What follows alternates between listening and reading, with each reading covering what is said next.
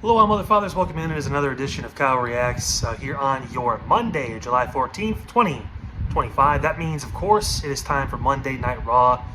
Our thoughts on the show tonight. And I'll tell you what, I have women written 3 times. The first hour and a half of the show, there were some spots with some guys getting some moments backstage, whatever. But for the most part, this show was heavily focused on either a gauntlet match or women's wrestling.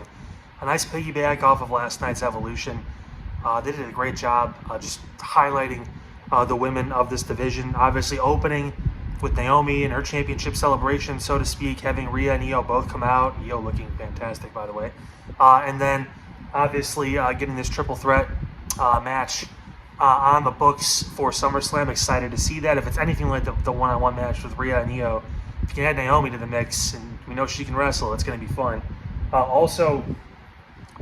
Every women's match on this show delivered. Bayley and Lyra was amazing. That was a fantastic match. We get Becky and Lyra, the trilogy, so to speak. They're 1-1, so it makes sense to go that way. Bayley, I think, is the one that maybe is the heel turn waiting to happen. I think Lyra is more of just the in-between, really trying to finally stand up for herself, and Bayley's the one that just maybe gets pushed over the edge. A Becky Lynch-Bayley team-up would be interesting. Since we have Charlotte and Alexa on one side, possibly getting Bayley and Becky, which I don't think we've ever really gotten before. That'd be pretty cool, at least on the main roster. And of course, the main event, the battle, not the battle royal, but the gauntlet. Braun Breaker did an amazing job in this role. We'll get to Seth in a second, but I mean, just phenomenal by Braun to be able to work through this match. And they teased Roman heavy with Paul earlier, with Gunther calling Braun Breaker all these things. I believe we're headed towards Braun Breaker versus Roman Reigns at SummerSlam because we're not going to get Seth in that match. That's the pivot, so to speak. But I'm really excited for Braun and Roman, and that, of course, led to Roman coming back. We know Punk's going to face Gunther at SummerSlam now, which seems like a good idea, and it may be time for Punk to win that championship. But nevertheless, yeah, Roman back, the place blew the roof off. You just don't get that reaction with anybody else right now. In WWE, AEW, anywhere, Roman may be, when he's there, the biggest star they could possibly have. Yeah, unbelievable. His aura is amazing, and if he can buy into working more, and he may have to because Rollins is going to be out of commission for a little bit, this is great. The things I didn't like, the first thing was Seth. There was no official update. There was only Paul saying he has the briefcase until next June, which is technically true. But if you can't wrestle until next April or May, it kind of feels like you're booking yourself into a corner with that briefcase. This isn't a Dolph Ziggler situation. This is, a guy who can't be around. And there was no update.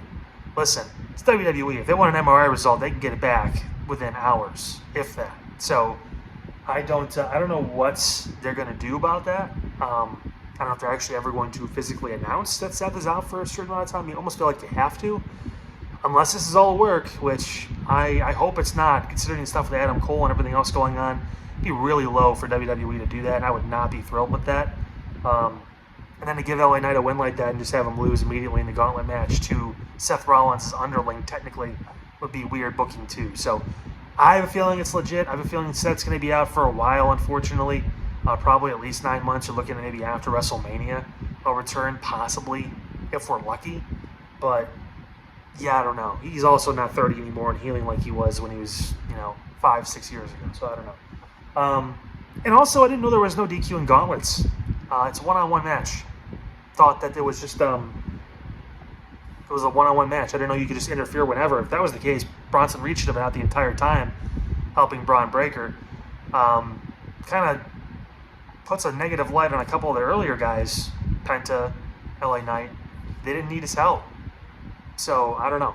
It just seems like maybe that's a weird rule. It's already in place for triple threats and fatal four-ways. It kind of seems strange that I guess you can just do whatever you want in a gauntlet match and there's no repercussions, so to speak, for it. But overall, good show. Excited Roman's back. I'm excited for Punk to get his match for the title at SummerSlam, and obviously the women delivered in a huge, huge way.